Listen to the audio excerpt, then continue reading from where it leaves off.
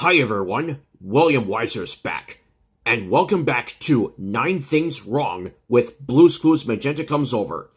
In part 1, I talked about thing number 1, the intro for What Does Blue Want to Do with Her Picture, which I was totally unaware of until I found that out on the wiki several years later. And thing number 2, my confusion with Steve being a clue, which I was aware of when I first saw it back in the early 2000s. I was just confused as for what was going on.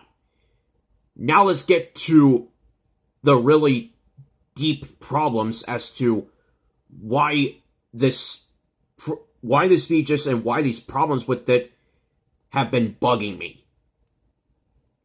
Number 3. Steve already at the thinking chair.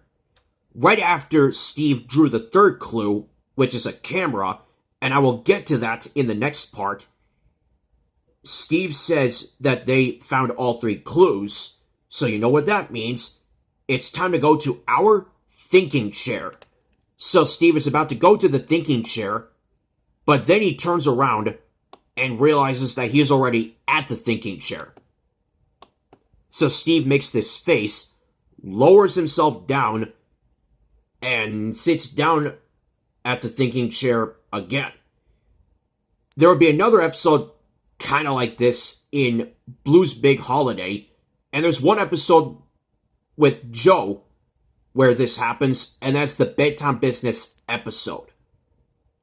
Why does this bother me? It's the whole mail time thing that's just been bugging me about this, and I would like to have it be like some distance away from the thinking chair. It doesn't have to be that close or that far, just the right amount of distance from that to this.